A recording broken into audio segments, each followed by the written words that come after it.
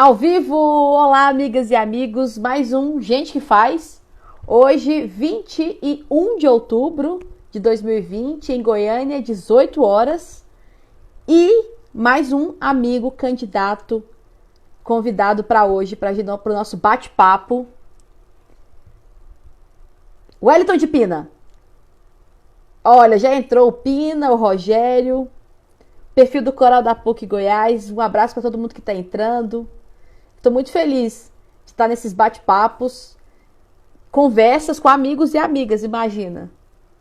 Vamos esperar o Pina fazer a solicitação. O Pina pode solicitar a entrada, que já te aceito, e a gente começa o nosso bate-papo de hoje. Mais um Gente que Faz. Feliz demais. Estou guardando todos os vídeos, estou salvando todos os vídeos e guardando dos meus arquivos confidenciais, porque tem sido um exercício tão gostoso de política com afeto, que está sendo inclusive um processo de terapêutico, um processo de cura, assim, para alguns traumas que a gente vai adquirindo na vida. Aí a gente passa a borracha, supera, né? Como diz a música da Marília Mendonça, supera. Feminejo, gente. Supera e com ações positivas. Fazendo bem sempre. Olha só, mandata coletiva também entrando. Nosso primeiro Gente que Faz foi a Cíntia Dias aqui. Pina, eu estou vendo a tela do seu computador. Inclusive na nossa conversa do WhatsApp. Agora sim! Você consegue me escutar? Consigo. Mas tá bom? Não, tá dando uma falha, assim, uma interferência. O que você acha que é? Espera aí, deixa eu ver se eu consigo arrumar aqui. Melhorou. Não melhorou, né? Hã? Mas tá ruim. Depois que você fala. Agora tá ok, mas tem alguma coisa. Tô tentando usar o microfone aqui. E aí? Ah, melhorou. Não. Mas eu não te escuto pelo microfone. Eu não te escuto pelo microfone. Você quer falar sem o microfone e o fone, então? Pois é, esse já aconteceu esse mesmo problema na minha live com relação a isso. Agora melhorou. Mas não tá saindo meu fone de ouvido. Ah, é o meu retorno que eu tô ouvindo. Agora que eu tô vendo. Quando eu falo... Agora você me ouve? Tô ouvindo. O tempo todo... Agora melhorou, pronto. Agora o microfone agora tá bacaninha. Ótimo, perfeito. Pina, boa noite. Gratidão demais você aqui comigo. Boa noite, Michele Coutinho. Prazer meu, é uma honra dividir esse momento contigo, com você. É sempre muito bom a gente trocar ideias, né, com companheiros e companheiras, e principalmente com você, da militância, do movimento social, do sindicato. Isso para mim é muito bacana, é muito bom. Agora a honra é minha, Pina, porque dentro da ancestralidade, né, das constelações familiares, a gente fala muito de honra com os nossos ancestrais. Então, se tem alguém que está passando, desde a Gente que Faz que eu fiz, tem alguém que eu devo honrar, são as pessoas que abrem caminhos, que foi no caso o Honório, o Nivaldo, o restante a gente acabou sendo da mesma geração, né, que também é uma honra, claro. Mas essa questão de honrar a ancestralidade agora é com você. Ontem eu falei que o Thiago Henrique é o nosso irmão caçula e você é o nosso irmão mais velho, que abriu caminho, Pina. Então a honra é minha. Óculos. Tá bom. Eu só faço foca, aí as luzes batem na minha cara aqui. Como preferir, como achar melhor. Mas assim, Pina, então bora lá para eu te apresentar para os meus amigos e amigas. Eu quero te apresentar para os meus amigos e amigas. Todo mundo que está entrando, Poli, beijo grande. E dizer de onde eu te conheço, depois eu vou te passar a palavra porque o espaço é seu. Eu quero testemunhar, como eu tenho dito, para amigas e amigos, o que amigas e amigos candidatas e candidatos, a história deles, e porque a campanha é muito rápida, então você tem a sua história, literalmente. Então eu vim aqui testemunhar a sua história, Pina.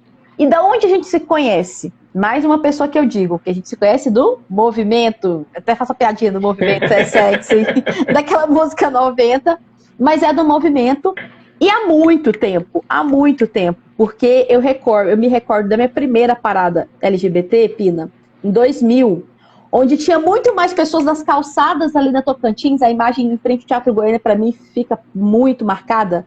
Acho que foi 2000 mesmo.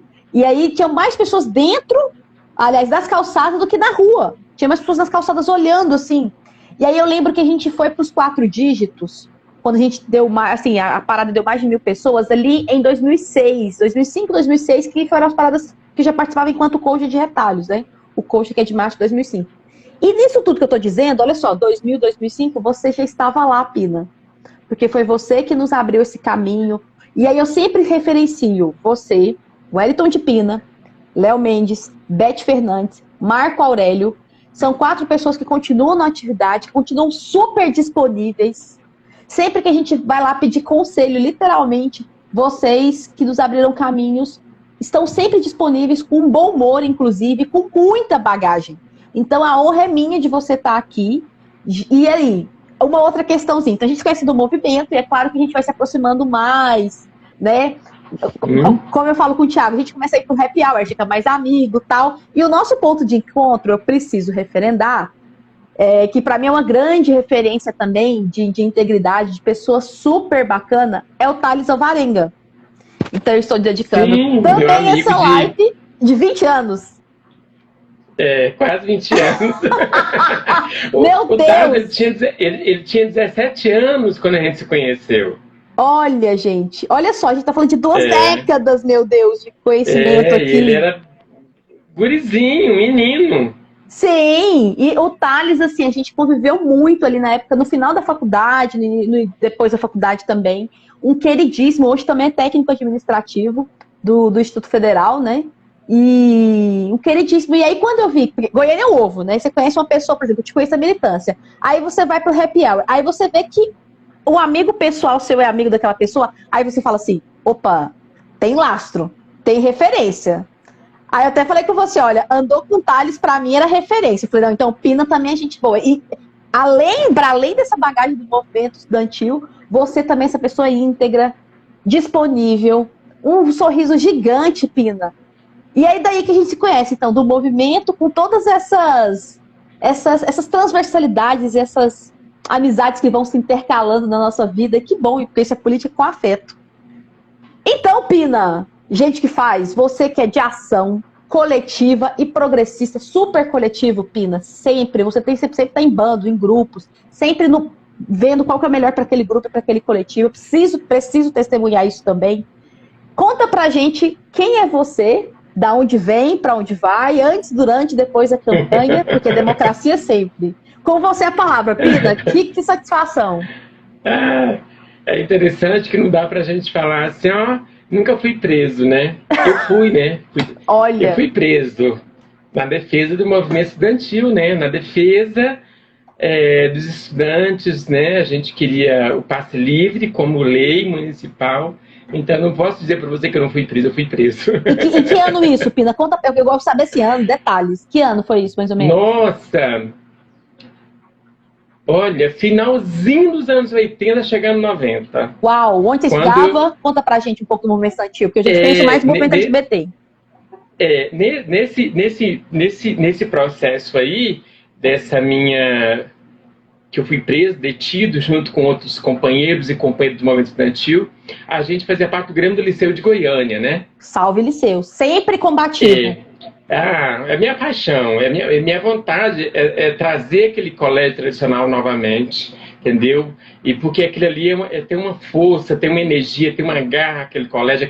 Aquele colégio não pode acabar, ele tem que voltar a receber pessoas, voltar ter bons professores, sabe? Ter alunos, assim, que... Gente, aquele colégio tem que voltar ativo, não podemos deixar ele morrer, como está acontecendo, como ele tá lá, jogado, abandonado. Isso é muito ruim. Então, aí o que acontece? Nós estávamos dentro eu fazia parte do Grêmio do Liceu de Goiânia,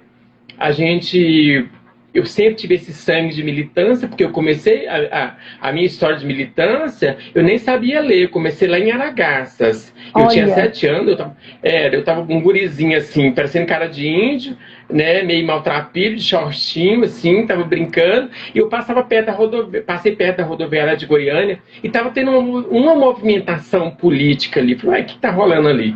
Com 7 anos. E eu fui na rodoviária de Araguaças. Aí cheguei lá, estava tendo, naquela época, no início dos anos 80, na ditadura militar, né, ainda, então tinha dois partidos tentando disputar, tentando que a ditadura tivesse eleições diretas naquela época. Então, se eu não me engano, estava lá o MDB disputando com a Arena. E aí, o MDB naquela época, ele era um movimento, então, revolucionário. Né? E aí eu, sem querer, me infiltrei ali, me identifiquei. Quando eu vi, eu estava falando no microfone. Olha só, com 7 anos, Pina. Isso eu não conhecia da sua história, porque eu te conheço do movimento LGBT já 2000 para cá, e você vai contar pra gente a história da parada, mas que massa. Eu preciso ler aqui o comentário do André, que inclusive a gente se conheceu desse jeito que faz aqui. Tá sendo um barato. Olha só o que o André fala. Pra mim, eu tô contempladíssimo nas falas do André. Que programa! É muito bom saber quem faz parte da cena política de Goiânia. Obrigado mais uma vez. A experiência política.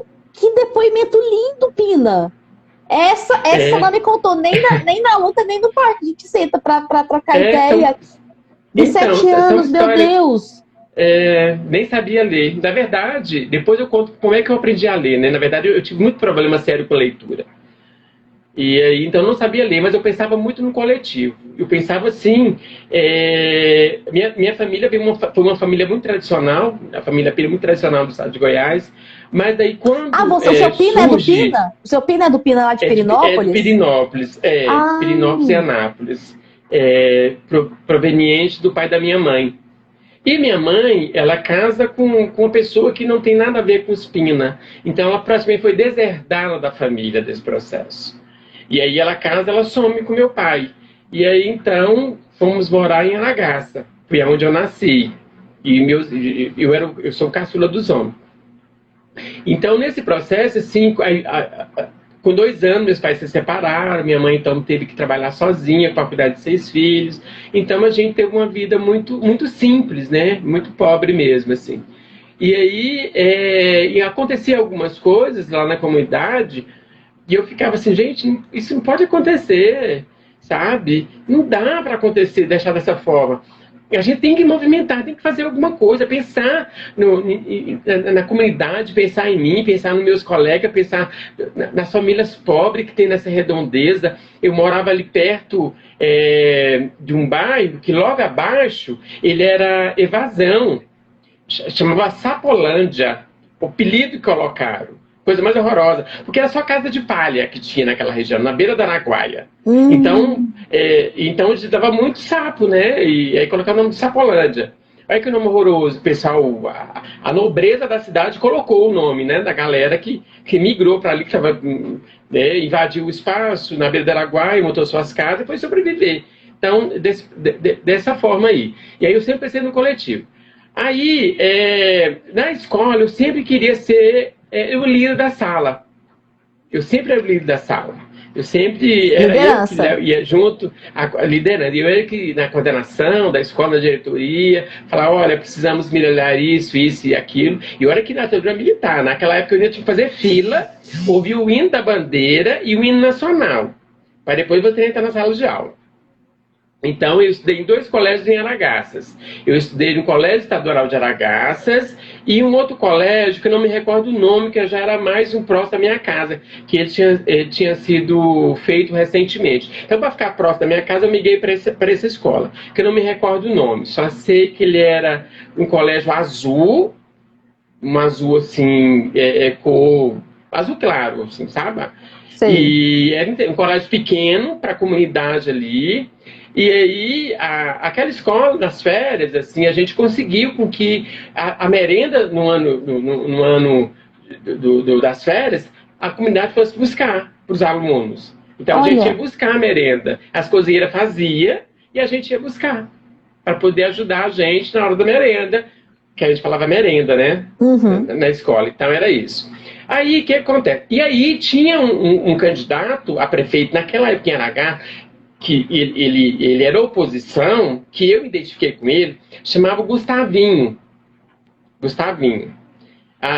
Tinha uma musiquinha que eu adorava, que era dele. Gustavo vem aí, ele não demora não, Gustavo vem aí com a vitória na mão. Gustavinho, ele é da praça, vai ser prefeito de Aragaça. Eu nunca esqueci. Olha, jingles não saem da cabeça, é incrível isso. Também tem vários não jingles sai, de 80. Não sai da minha cabeça. E aí o Gustavinho, ele fazia algumas reuniões na casa dele. E naquela época, a reunião você podia fazer comida. Ele fazia costelada, aquela panelada de costelada com arroz, feijão. Todo mundo ia lá comer mandioca cozida. Aí a galera ia pra lá comer, né, e começar sobre política, discutir o nome dele. Que ele era oposição na cidade. Até então, a família que mandava lá era a família Domingos, alguma coisa assim. Então saía o irmão, entrava outro irmão, entrava, era assim. Olha só o termo que você usou, a família que mandava lá. Olha o que a gente já viveu nesse Brasil. A família que mandava lá. Exatamente. Familiocracia. Aí, parece que lembra alguma coisa bem 2020.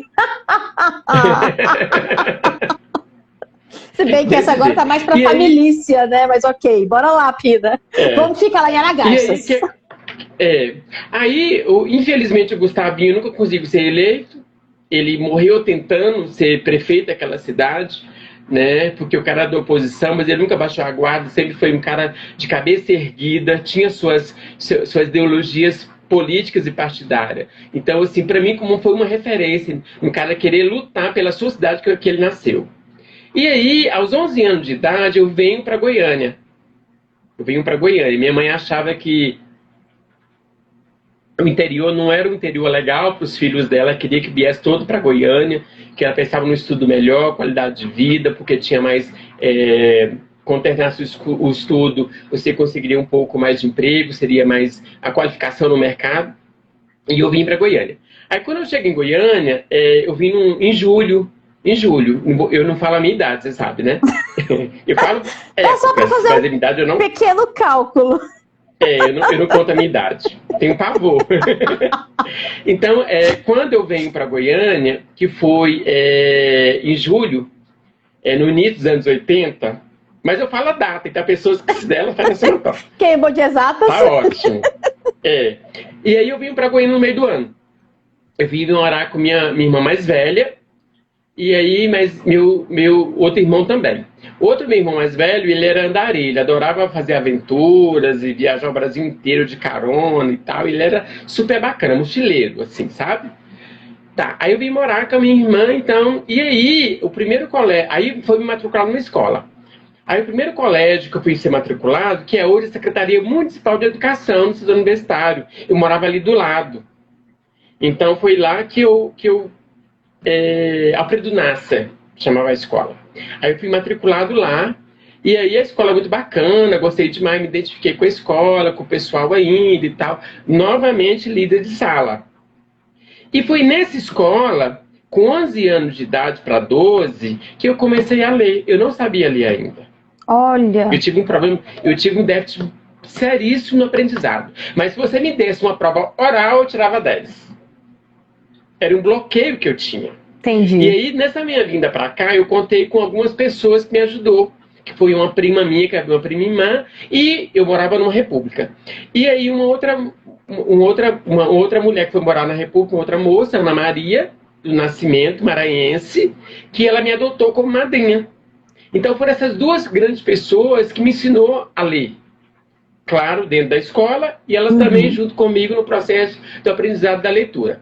E eu comecei a ler uma bíbliazinha infantil que eu ganhei lá em Aragaça, do padre Lúcio, que na vez eu fiquei tão chateado que eu queria tanto ter ganhado um carrinho, e aí quando eu fui buscar o carrinho, a igreja estava doando, tinha acabado. Aí ele falou assim, eu prometo que eu vou arrumar um carrinho para você. Passou uns dias, foi lá na minha casa levar esse carrinho para mim. Olha. E juntamente uma bíbliazinha infantil. É marcante, né? Com essa Bíblia pequenas questões. Foi com essa Bíblia que eu aprendi a ler. Aí aprendi a ler nessa Bíblia.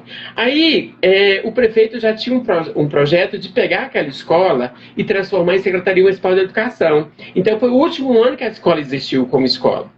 E aí o que acontece? Aí eu fui estudar no curso primário de aplicação atrás do EG. Ali na Vila Nova?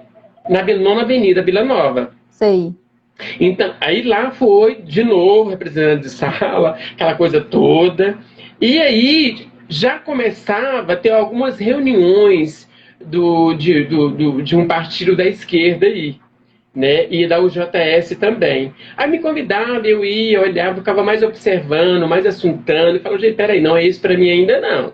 Tem algumas coisas ali que eu acho que não é bacana, tem uma coisa ali que está muito assim fora da realidade, não está muito comunitário, não está muito coletivo ali não. Então não está me incomodando. Então eu sempre ficava observando. Aí de lá eu terminei o primário e fui para o Zé Carlos de Almeida. Aí no Zé Carlos de Almeida eu fiz o meu ginásio na Carlos de Almeida, que lá era de 5ª a 8ª série. E aí, então, aí eu comecei a entrar mais ainda dentro da militância, comecei já me apontar enquanto militante dentro do movimento estudantil secundarista, terminei lá. Aí eu ajudei a construir algumas coisas, participei um pouco do Grêmio Estudantil lá, ajudamos a colocar o nome na biblioteca, algumas coisas tipo na educação física, a gente quebrou alguns paradigmas, que os meninos não podiam jogar vôlei, que não sei o quê, machismo. E aí já tinha os meninos gays resolvidos, e eu ainda não era resolvido, mas eu queria defender a comunidade, então eu falei, não, tem que ter, qual o problema do homem jogar queimado e o homem jogar vôlei, né? E aí eu entrei no vôlei, jogava queimado, enfim, eu comecei a quebrar esse paradigma desse machismo internalizado dentro de escola. Beleza. Aí terminei e fui pro liceu. Quando eu chego no liceu, que maravilha, gente do céu, o que é aquilo? Conta. E aí, assim, o liceu ele cheira, né? Ele inala movimento estudantil, ele inala... Sempre. Sabe aquela coisa de você pegar o gosto para fazer a revolução. E aí, um belo dia, eu na lanchonete fui comprar uma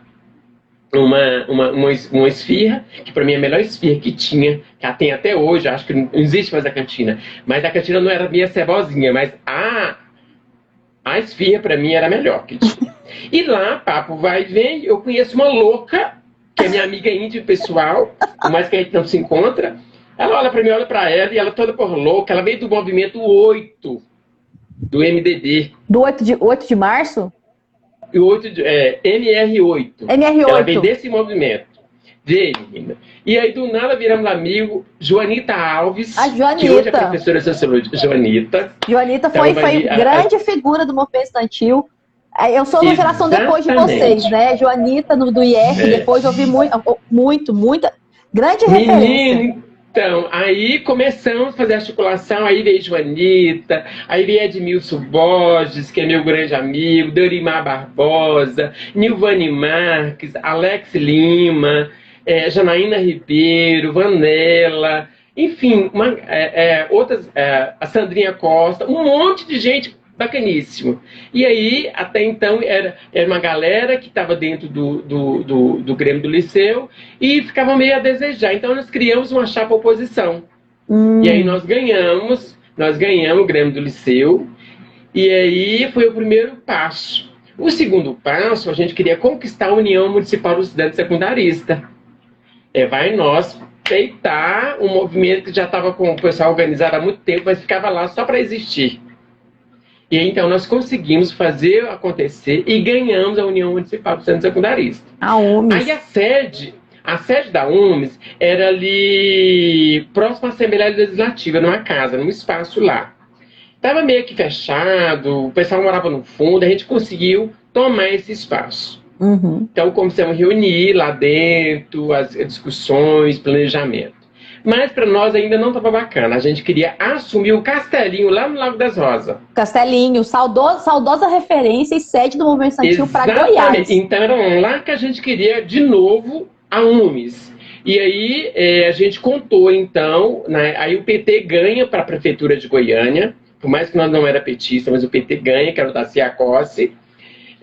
A gente fez alguns acordos para ganhar UMES politicamente, e nesse acordo a Adriana Costa fez parte, e o Sérgio Acosta, o irmão da Adriana, fez parte também, junto com a gente, da Escola Técnica. Então juntou a Escola Técnica e o Liceu de Goiânia, o Pedro Gomes, Rui Barbosa, uma galera.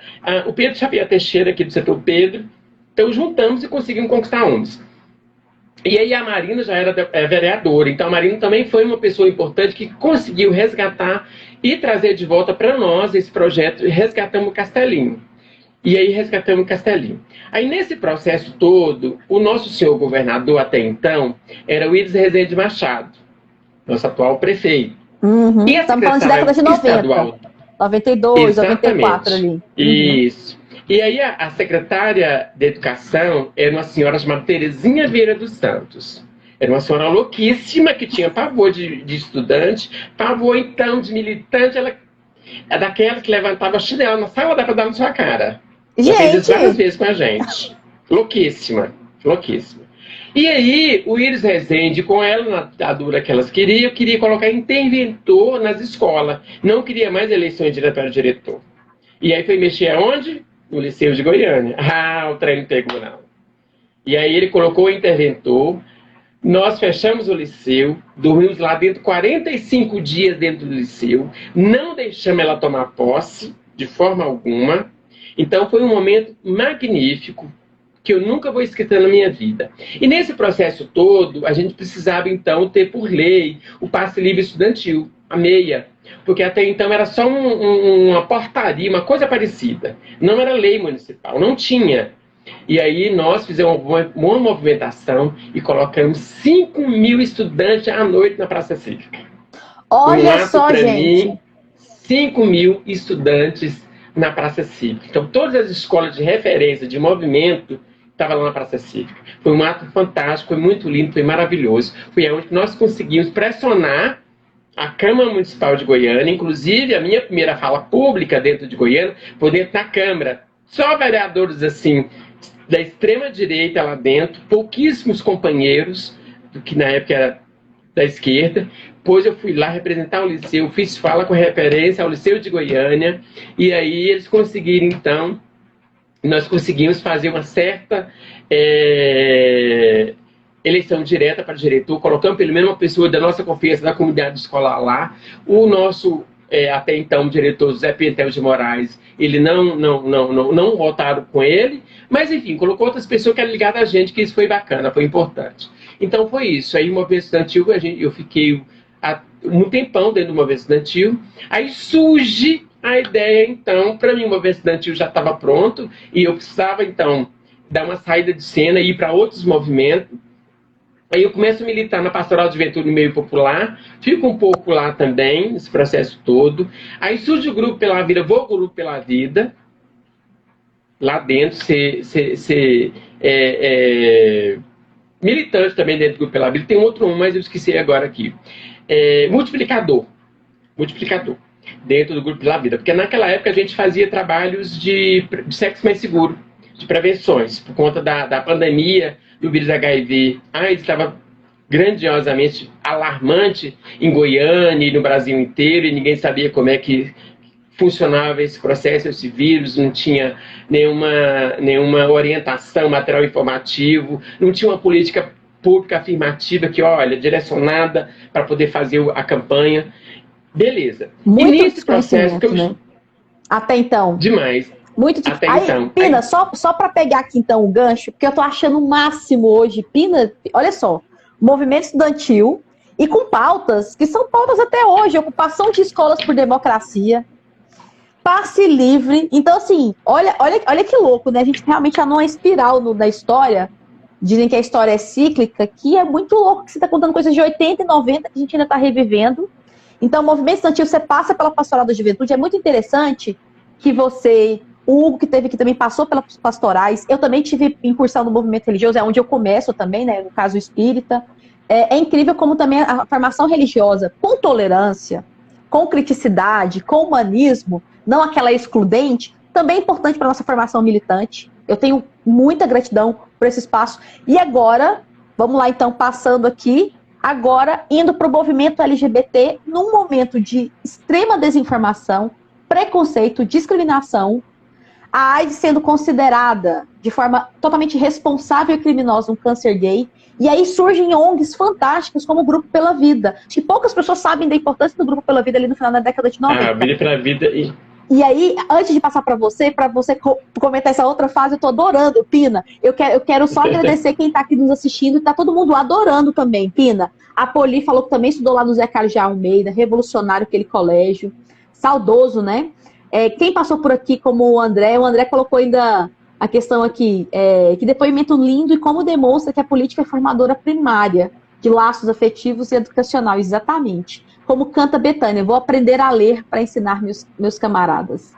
Isso é muito show, né? Olha só, então um abraço para todo mundo que está entrando, o Jacó Taveira, a Maria Sirlene, o Bruno Estivan, Congo, André que está aqui acompanhando sempre, André, bora fazer parcerias, que eu também tô adorando isso aqui, bora fazer isso mais, porque é um bate-papo com os meus amigos, mas eu tô ficando uma coisa tão deliciosa que eu tô salvando todos os vídeos, porque tá muito bom.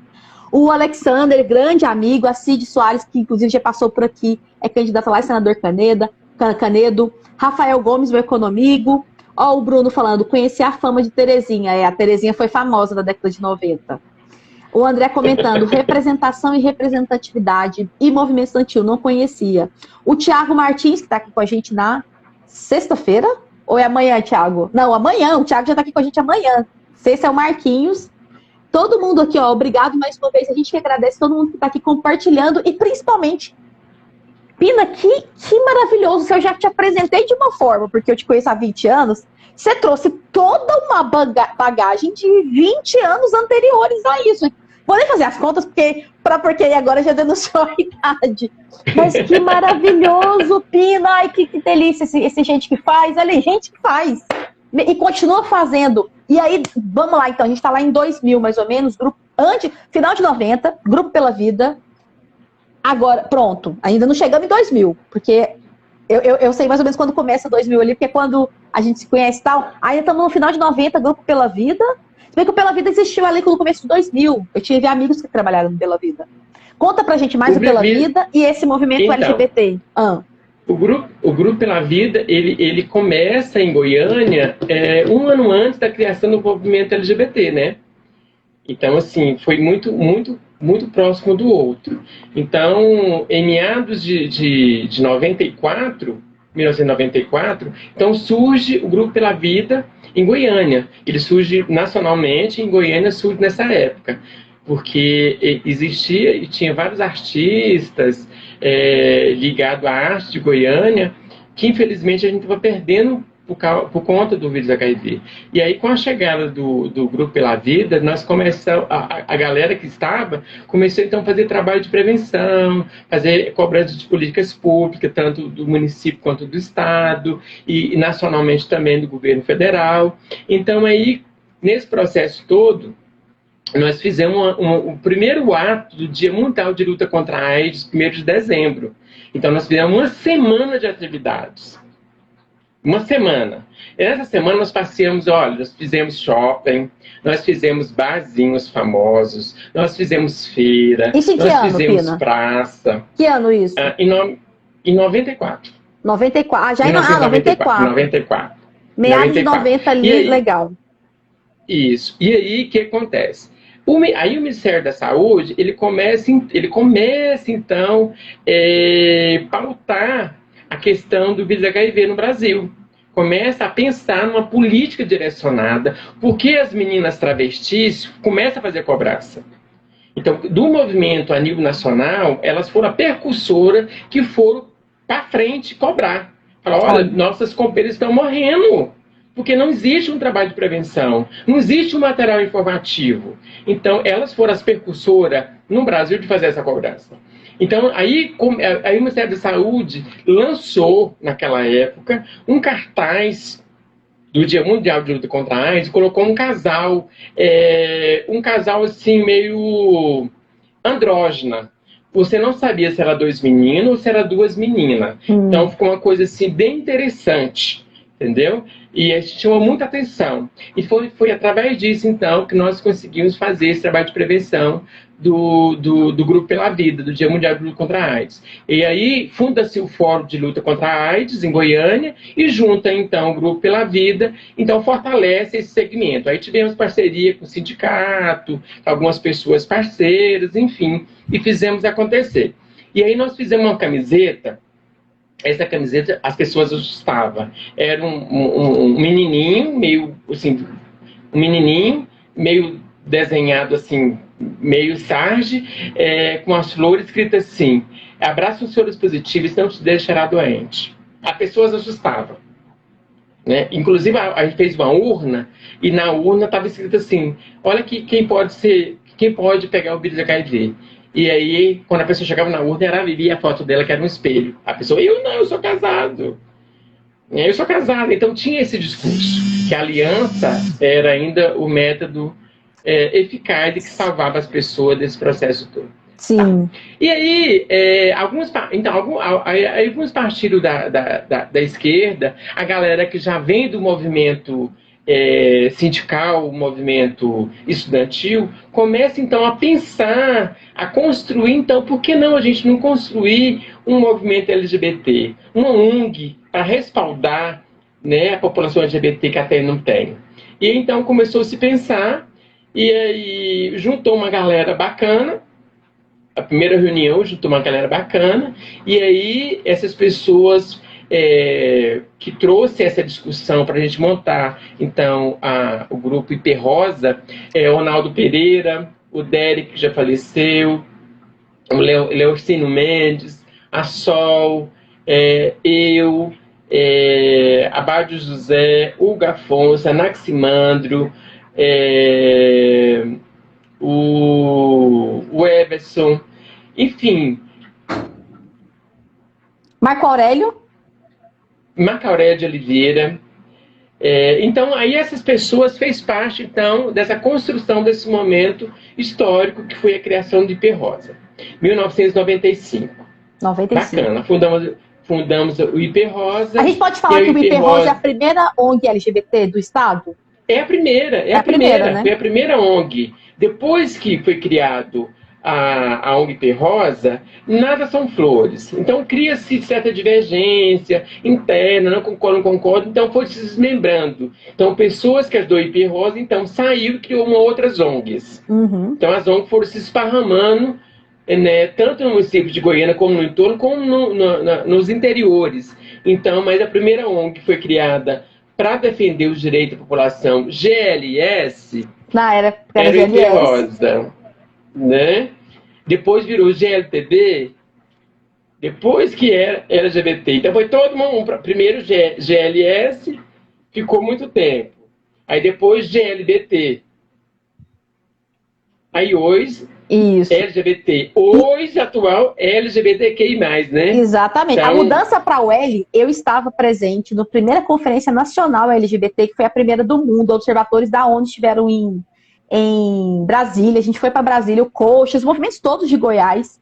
E aí, contando um pouquinho dessa história, juntamos as mulheres lésbicas e bissexuais, as mulheres do evento, e falávamos visibilidade lésbica, que é marcada em agosto, 29 de agosto. E a gente começou, porque foi o primeiro cenário, lá em 96, 29 de agosto de 96, o primeiro cenário, e aí marca o dia da visibilidade lésbica. E eu lembro direitinho, Pina, que a gente fazia assim, ó, L, a gente reunia a galera, as mulheres assim, L, foi aí, porque na bolsa que nós fomos, é uma bolsa cinza, eu tenho ela até hoje, foi a primeira Conferência Nacional GLBT. Aí a gente voltou com LGBT em todos os documentos, foi a partir de então que a gente fez essa mudança. A primeira conferência foi em 2006 ou foi 2008? Foi antes ou depois? Um ano antes ou depois do Enudes? Acho que foi 2008. Foi próximo ali ao Enudes. Porque a segunda conferência foi em 2011.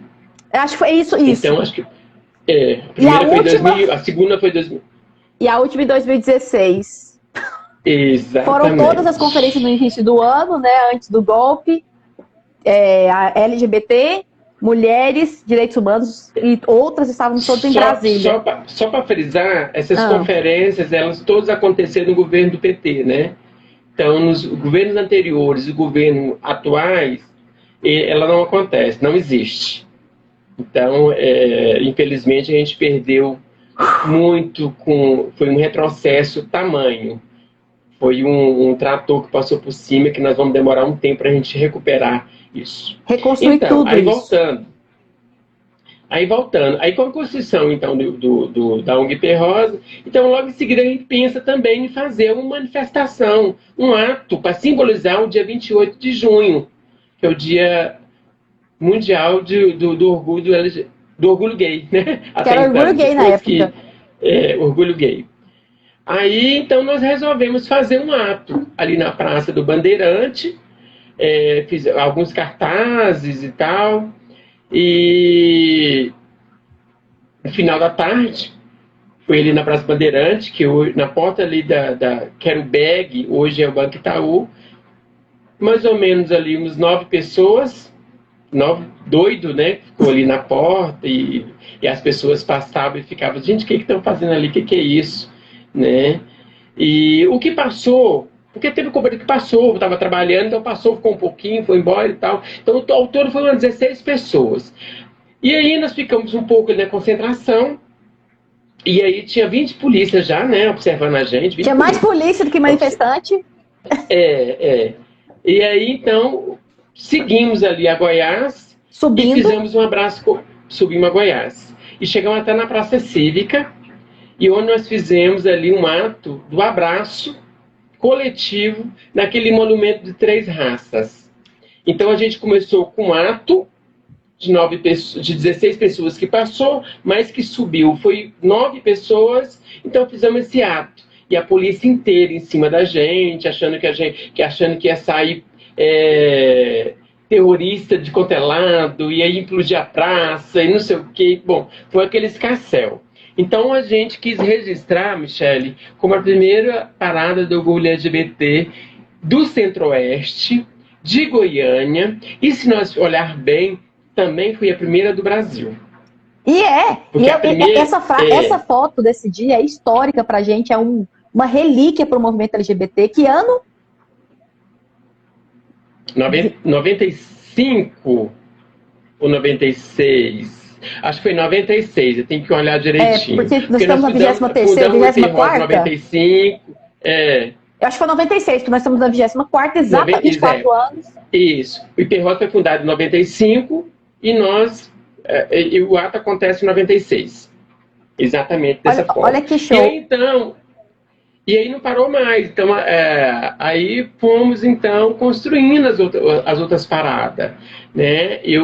Depois, em seguida, tivemos a outra parada na Rua do Lazer, fizemos um momento cultural. Naquela época, a gente fazia uma semana de atividade com filmes, com apresentação cultural, com amostra, enfim, fizemos essas vezes. Fizemos dentro do Bosque. Quando nós fizemos dentro do Bosque, nós fizemos em parceria com a PJMP, que é a Pastoral de Juventude Meio Popular. Também virou nossa grande parceira naquela época. Então, nós fizemos esse ato dentro do Bosque. Aí depois voltamos para a Rua do Lazer e tal, até que ela desce, então, ali para Araguaia. Quando ela já desce para Araguaia, já é uma contidão assim, que no dia que eu cheguei lá, eu quase chorei, fiquei muito emocionada. Pina, essa eu lembro, porque, Pina, olha só, eu começo a participar a partir de 2000, eu lembro que a gente estava ali em frente igual eu já disse, o Teatro Goiânia, poucas pessoas, tinha mais gente na calçada olhando a gente. Aí em 2006, foi quando tem mais de 1.000 pessoas, quando a gente atinge mais de 1.000 pessoas, que a gente do coxa, em 2006, nós levamos, Pina. Foi 2005 ou 2006? A gente levou uma grande coxa de retalho, a gente mandou fazer uma coxa de retalho gigante. Então, e aí ano após ano, Pina, quando começou na Araguaia, já tinha acho que na Araguaia já tinha mais de 5, 10 mil pessoas. Exatamente. Não era mais ou menos isso? Porque olha que louco, 96, então na Praça Cívica, 9 pessoas subiram, 16 pessoas, 9 subiram. Eu participo em 2000, tinha, sei lá, 30, 50 pessoas, sem ter que depois ver mais ou menos. Para ter essa multidão grande, demorou uns 8 anos para acontecer. Eu lembro ainda que a gente ganhou uma bandeira imensa, e Hiperrosa ganhou uma bandeira imensa, então assim, faltava pessoas para carregar essa bandeira. Eu lembro dessa bandeira. Então foi mais ou menos isso mesmo. O 2006, a gente atingiu mais ou menos 1.000 e poucas pessoas, então lá para 2008, aí com as conferências, etc. Aí pronto, Goiânia já começou a ter 10, 20, 30, hoje já são mais de 50 mil pessoas, é a maior manifestação cívica e com alegria de Goiânia, porque há uma disputa, inclusive com o setor fundamentalista, inclusive, Pina, há uma disputa da própria Praça Cívica. Várias vezes a gente vai solicitar ali e pedir apoio do poder público para realizar atividades LGBTs na Praça Cívica. Tem uma disputa com o movimento fundamentalista gigantesco, como se fosse demarcar território, é muito complexo, porque tem outras manifestações, hein? E que acontece, não tem problema nenhum. Não, jamais. Mas é uma disputa não do nosso lado, porque a gente está nas ruas, a nossa alegria e tal, jamais, imagina. A cidade é para todo mundo, não pode ser, O que não pode é só deixar para um setor X ou uma ideia X da sociedade, né? Porque isso é intolerância. Pina, a gente já tem 45 minutos. Bora falar da sua campanha, porque a gente tá muito gostoso. Pina, vou salvar todos esses arquivos. Bora falar da sua campanha, então, porque aí veio o movimento LGBT. Conta pra gente, fala da campanha e deixa suas propostas, fala de você. Deixa eu só agradecer mais presença aqui. Aqui o André falando, é sentido como guerra. Que tenso, sim, foi tenso. Inclusive, André, eu me recordo bem das vezes, agora recentes, não tem muito tempo isso não, que a parada LGBT era dispersada com a cavalaria. Então, no final da parada, a gente já enfrentou algumas barras muito tensas. Então, um abraço para todo mundo que entrou. O Bruno, o Andrei, Paulo Rezende, a Mauri. A Poli quer papiar com você depois da eleição. Pina, bora fazer mais, gente que faz, a gente tira... Vamos sim. Bora falar de democracia sempre, inclusive, né? A gente tira mais tempo e bora dialogar. E o Thiago, inclusive, é amanhã mesmo, que dá na sexta, é o Marquinhos. Amanhã o Thiago, que é do movimento do MEL, Movimento de Educação Legislativa, que fez parte da ocupação das escolas, que também já foi preso político pela ocupação das escolas, Pina. Amanhã o Thiago está aqui, vai contar a história dele também, dessa vida dedicada à democracia e às escolas. Pina, e aí? Já colocando da campanha... Ai, que pena que está acabando. Pois é, o que acontece? Na verdade, a primeira proposta para mim sair candidato a vereador de Goiânia foi em 1996, assim que o Fundo IT, Rosa, e assim que nós fizemos o ato. Então, eu acabei me filiando num partido da esquerda, e aí eles apostavam muito em mim, queriam muito que eu saísse, seria o primeiro candidato gay do Centro-Oeste de Goiânia. E aí eu fiquei na dúvida. A Joanita foi uma pessoa responsável por poder me convencer a ser candidato naquela época. E aí eu ficava assim, gente, será? Não sei se estou preparado politicamente e tal. E eu acabei não aceitando. Aconteceu a plenária, na plenária eu falei, gente, desculpa, mas eu acho que eu não estou preparado politicamente para poder estar enfrentando esse ano. E aí, nessa minha não querer, tinha um plano B, uma outra pessoa que saiu no meu lugar. Não no meu lugar, mas que o partido lançou. No meu lugar é muita prepotência minha. Mas que o partido, então, tinha um outro nome, e esse outro nome, então, ele foi homologado no dia da convenção. Da convenção. E aí foi isso. E aí, os outros anos, vinha o convite, eu falava não. E aí, quando acabou agora, eu aceitei esse desafio, né, bem no período de pandemia, que você não pode muito se aglomerar, não pode abraçar as pessoas, não pode pegar na mão, não pode estar junto, enfim. Eu acabei aceitando o desafio, que para mim está sendo muito prazeroso, muito gostoso, muito bacana. Eu recebo apoio, assim, de pessoas que ainda não pegou meu material de campanha, sabe? Olha. Só saber que eu estou candidato. Falou, estou sabendo, você já é meu candidato e estou fazendo um maior barulho para você aqui. Então, meus materiais ainda estão muitos aqui ainda, que eu entreguei para poucas pessoas, porque ficou pronto sexta passada à noite, então tivemos um pouco tempo de entregar e ir às ruas e das pessoas virem buscar ou mesmo levar. E aí eu acabei aceitando esse desafio. E tá bem bacana, olha... Pina, tem gente que quer aqui, viu? O André quer. Olha só, como é bom aprender, saber das pessoas que fazem essa cidade. Muito obrigado mais uma vez, sempre é encantador estar aqui aprendendo, ouvindo. Como esclarece e humaniza essas eleições. Está me ajudando muito, que bom, André. É esse o objetivo, nos humanizarmos, nos conectarmos mais. E Pina, obrigado, viu? Já pode levar para ele. O Francisco também entrou! Falando da turminha do Thales, Wellington e Francisco, queridíssimo, que foi dessa época, que eu também andava muito com o Francisco, depois que a gente viu que todo mundo se conhecia, e são pessoas queridíssimas, queridíssimas. E o Maio de Junho, na verdade, é o Marco Antônio, do Coxa, o Rômulo, todo mundo que entrou aqui agora. Gente, que delícia. Pina, faltam menos de 10 minutos. Que pena. Tá, então, que acontece? Por mais que eu sou um candidato LGBTQI+, então as minhas propostas, elas não se resumem só para a população LGBT. Né? Claro que não. Eu tenho uma proposta que é dentro de direitos humanos, dentro de cidadania, dentro da educação, saúde, segurança e cultura. para todos os povos das pessoas. Então, eu penso plural. Mas, claro que o meu foco, a minha representatividade é uma representatividade LGBTQI+. Não tem como eu dizer ao contrário. Então, aqui, ó, uma das minhas propostas é a criação do Conselho Municipal LGBT, que a gente não tem, um centro LGBTQI+, para atender a população jovem, população envelhecida, população que não tem espaço, população que precisa de ajuda. Dentro da saúde, criar um departamento que atenda a população trans, população, meninos trans, mulheres trans, as mulheres lésbicas, de uma forma acolhida, mais humanizada. A da assistência social, ser mais presente, fazer um mapeamento, colocar essas pessoas que estão de fora, dentro da política pública do município, sabe?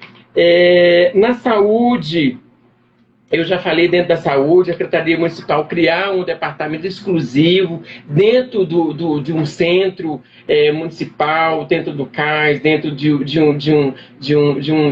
um atendimento básico, criar um centro um ambulatório exclusivo para os meninos, para as meninas trans, fazer sua humanização, acompanhamento, né? Dentro da segurança municipal, criar uma escola de formação permanente humanizada, sabe? Dentro da cultura, levar as culturas para as periferias, para os bairros, usando ali o centro comunitário, abrindo a escola final de semana, valorizando a nossas cantores e cantoras regionais, da cidade, né, com gravação de CD, DVD, enfim, são mais ou menos um pouco do que eu acredito da minha campanha que eu estou levantando. Claro que são muitas coisas, não dá para você escrever, fazer um material com todas as suas ideias e propostas, mas pelo menos o pilares básico que eu acredito que é garantia de direitos humanos, cidadania, educação, saúde, segurança e cultura, para mim já começam os pilares básicos que a gente precisa e necessita, no mínimo, porque é um povo cheio de mazela, é um povo que precisa ser acolhido, onde a política pública não chega. Então esse povo tem que ser atendido pela política pública, e a política pública ele tem que fazer acontecer. Não adianta dizer só no papel, olha, tem uma vírgula aqui dizendo que as mulheres e homens trans vai ser acolhido muito bem na assistência social e na saúde. E não acontece. Então, nós não podemos pegar uma Bíblia e colocar debaixo e dizer, é pecado atender a população, é pecado chamar o nome social dos meninos e das meninas trans. Tem que ter respeito e dignidade. Isso é fundamental para que você crie uma cidadania, respeito ao próximo, humanizado, é você respeitar o próximo e ser chamado da forma que ela quiser ser, ou da forma que ele quiser ser. E meu número, 50050, pessoal. Pina, que fantástico. Palmas que o André também tá mandando, ó, Raquel. O Bruno, obrigado, gente, André. Quanto tempo que eu não falo com o Bruno? Gente, chegou a vacina, Francisco, Thales, Pina, Bruno, a gente tem que se reunir, viu? Sério mesmo. Gente, que saudade isso. Gente, tem muita história. E Pina, gratidão por essa partilha. O Pina que eu comecei apresentando do movimento LGBT e também da vida, né? Porque aí a gente se conecta e faz amizade mesmo, faz política com afeto. O menino de 7 anos de Aragarças, que passou pelo movimento estudantil, 90, que ocupou a escola. Que história maravilhosa. O Ítalo também é um grande amigo te parabenizando. Não me faz chorar, viu? Eu fico muito emocionado. Mas, muito mesmo. Pina, gratidão, muito. Porque são pessoas... Não tem como não ficar emocionado. Pina. É minha vida inteira que eu dediquei e dedico, né, até hoje. E que nos abriu caminhos. Por isso que eu sou eternamente grata a quem nos abre caminhos. Porque os tempos estão, aspas, um pouco melhores agora, mas também a gente está retrocedendo, né? Vocês viveram coisas assim pesadíssimas lá em 80, 90, em 70. Muito pesada. Muito ditadura, pesada, de verdade. Uau, que história. Pina, gratidão demais por estar com a gente. Está terminando mesmo, a gente vai estourar o tempo, literalmente. E eu marco meia hora, mas Não vou conseguir fazer nenhum em meia hora, porque é muita história, isso é história. Pina, essa é a história de Goiânia, essa história de Goiás, essa é a história da democracia, essa história sua é a história do movimento LGBT, é a história do movimento estudantil. E como eu vou pegar a fala do André aqui, é isso, são histórias. A cidade é feita de gente, para as pessoas, de gente. Política é gente. E é isso que faz a política, que faz a cidade. E como você carrega gente dentro de você, Pina, olha só. Por isso que o slogan da minha campanha, Michele, é Goiânia do povo para com o povo. Porque eu sou o povo, Pina, e quero o povo comigo. Que delícia, Pina. Ai, que delícia, gratidão. Vou para o meu arquivo confidencial, tá acabando a live. Deixa eu só fazer uma justiça aqui. Um abraço pro Anderson, companheiro lá da Mulheres da Comunicação, também uma pessoa super iluminada, o Anderson. André, é isso mesmo que fala. E deixa eu te fazer uma justiça. Como Goiânia é um ovo, olha só, eu vou fazer MBA em Gestão de Pessoas agora o ano passado e conheço uma pessoa maravilhosa. Eu amo estudar, porque eu sou nerd, amo estudar. E cada curso que eu faço, cada pós, eu sempre vou carregando amigos. Então imagina a minha bagagem. Aí da minha última pós, quem são? Quem são as pessoas que eu levo pro meu dia a dia? O Ítalo e a Jéssica.